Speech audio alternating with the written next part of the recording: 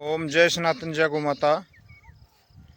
तो आप ये मेरे पीछे सौर ऊर्जा की प्लेट देख रहे हो। इससे आजकल ट्यूबवेल चलते हैं। देखो ये किसान भाइयों ने सभी ने खेत में तकरीबन लगा रखी है। तो अब जैसे गेहूँ कट गए हैं और गेहूँ कटने के बाद में मैंने देखा है पिछली बार भी, क्योंकि अभी 1 2 3 साल में ज़्यादा लगी हैं। पहले तकरीबन इंजनों के ट्यूबवेल होते थे। तो ये सूर्य की ऊर्जा से चलती है, तो किसान भाई इसको व्यर्थ में चलाते रहते हैं। जैसे गेहूँ कटने के बाद में ज़मीन को भर दिया और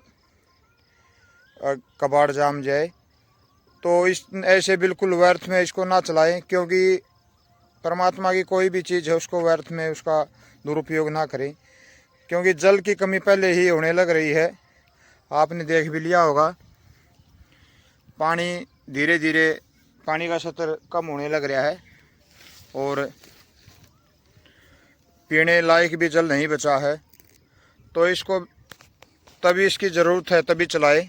ऐसे नहीं है कि धूप निकली और ये अपने आप चल पड़ा और खेत में चलता रहा। ये बिल्कुल नाजायज़ है। ऐसा करना आपका इसमें कर्म से भी कम होगा, क्योंकि हम जो भी कर्म कर रहे हैं उन कर्मों का फल हमारे को परमात्मा जरूर देता है। अगर इसको हम व्यर्थ में चलाएंगे, पानी को व्यर्थ में बहाएंगे, तो अगला जन्म हमारा राजस्थान में होगा, जहाँ पे पीने लायक भी पानी नहीं है और बहुत दूर दूर से पीने के लिए भी पानी लाना पड़ता है। तो इसलिए ध्यान रखें, सौर ऊर्जा का प्रयोग इतना ही करें जितनी आपकी ज़रूरत है। बगैर ज़रूरत के इसको बिल्कुल भी खेत में ना चलाए, पानी को व्यर्थ ना करें। परमात्मा की चाहे पानी है, वायु है, जल है, कोई भी चीज़ है, उसको हमने इतना ही प्रयोग करना है जितनी हमारी ज़रूरत है। अगर ज़रूरत के अलावा आप इसका प्रयोग करोगे तो आपका कर्मशय बिल्कुल गिरेगा और जो दूसरे भाई हैं उसको भी नुकसान होता है। क्योंकि पहले जो 1.5 वाले ट्यूबवेल थे तकरीबन चला करते, लेकिन बिजली के कनेक्शन आने के बाद में और सौर ऊर्जा आने के बाद में तो एकदम से वो सब डाउन होने लग रहे हैं और समरसीबल सब लगाने लग रहे हैं।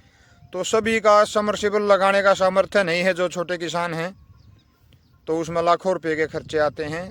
तो छोटे किसानों का ध्यान रखते हुए इन चीज़ों का प्रयोग करें। चाहे छोटे किसान भी हैं वो भी ध्यान रखें।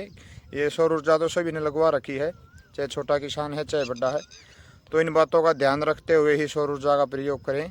और जो बिजली वाले ट्यूबवेल हैं वो भी ध्यान रखें व्यर्थ में, क्योंकि बिजली का जो बिल है किसानों के लिए एक सीमित सा आता है महीने का। उसमें यह नहीं है भाई कम जलाया तो कम आएगा, ज़्यादा यूज करिए तो ज़्यादा, तो वो आना इतना ही है।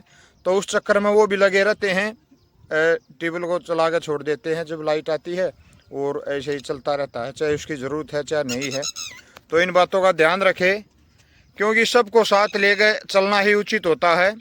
व्यर्थ में पानी बहाओगे तो जल स्तर कम होगा, आपका भी नुकसान है, दूसरों का भी नुकसान है। फिर आप समरसीबल लगाओगे, फिर समरसीबलों का जो आपके बच्चे हैं, आपके पोते होंगे, तो उन तक वो समरसीबल भी टूट जाएंगे, तो उन तक फिर पानी नहीं रहेगा। तो क्योंकि हमने जन्म यहीं पे लेना है।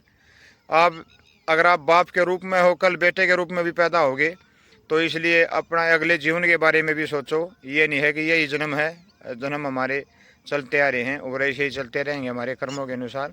और ज़्यादा जो बहेगा उसको राजस्थान में जन्म मिलेगा, ऊँट भी बन सकता है, क्योंकि ऊँट को 15 दिन में पानी मिलता है।